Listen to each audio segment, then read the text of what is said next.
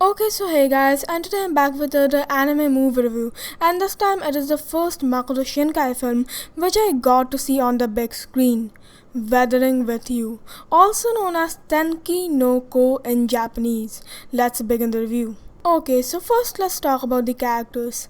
Hodaka is actually pretty boring near the beginning, and by the time he becomes interesting, half of the movie is already over. However, Hina obviously fills up the role of the interesting character, and she's basically the star of this movie, and her powers were featured in like every trailer or poster for this movie. This movie definitely does deliver on showing her powers to you with gorgeous animation all while telling you a beautiful story. Hina also has a younger brother who might be funny to most people, but I thought that he was actually pretty annoying. Okay, so this movie has to be the funniest Makoto Shinkai movie till date. While all the jokes don't make you laugh and just come off as awkward scenes, most of them do. I still don't think that Makoto Shinkai should focus on comedic scenes though, since they aren't as good as his emotional scenes or even his action scenes, which were there at the end of the movie. Yeah, this movie turns into an action movie by the end, and there is an epic chase taking place, and it is directed really well.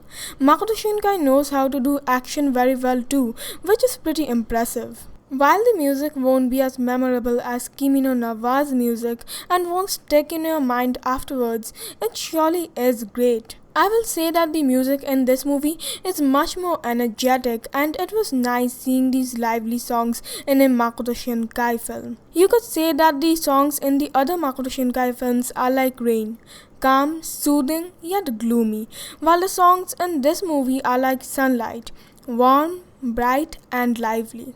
Okay, I think Makoto Shinkai loves Rain because at this point, Rain has been an important part of two of his movies, the first one being Garden of Words, and even in Kimi no Nawa's ending, there were some puddles on the ground.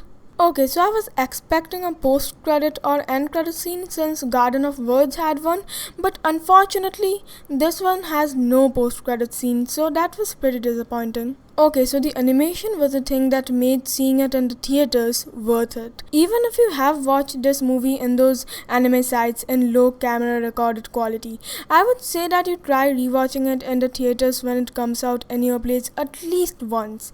It was absolutely amazing, especially near the end. I would definitely recommend this movie.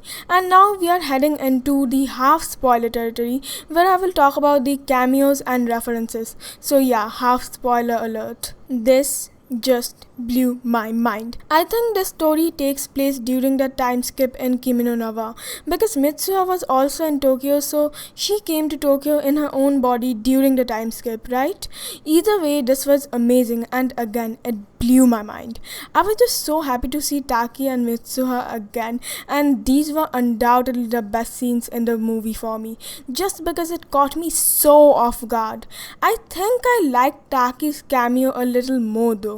Anyways, now we are heading into full spoiler territory, so spoiler alert. Okay, so Hodaka learns that Hina, also known as the Sunlight Girl, will soon be quote-unquote sacrificed for messing with the weather, and that is exactly what happens the next day. After Hodaka wakes up with the help of a terrifyingly disturbing nightmare, which by the way also tells that Makoto Shinkai would be able to make disturbing horror films pretty well, he goes in search of Hina but finds her nowhere. He tries to reach Hina on a cloud tree, I guess, but the police try to stop him, and overall, the chase that takes place between the police and Hodaka is just animated amazingly and is actually a pretty intense scene. In some films, you know from the very beginning of the chase that the character being chased is not going to get caught because he or she is the main character, but here it was different because the police already had established how powerful they were and had almost got Hodaka.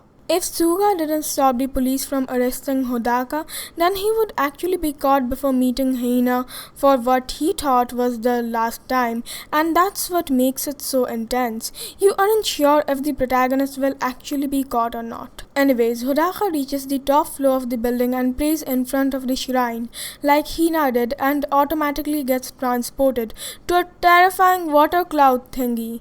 That water cloud whale which swallowed Hodaka was genuinely terrifying.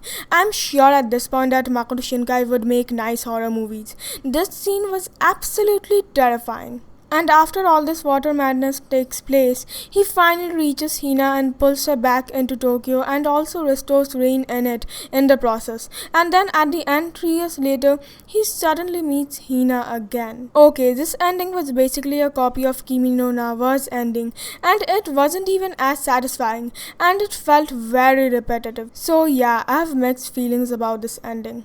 Rating 10 out of 10. Best moment, Taki's cameo. Okay, so yeah guys, and that was it for the review, and don't forget to like, comment, share, and of course subscribe. And so yeah, bye!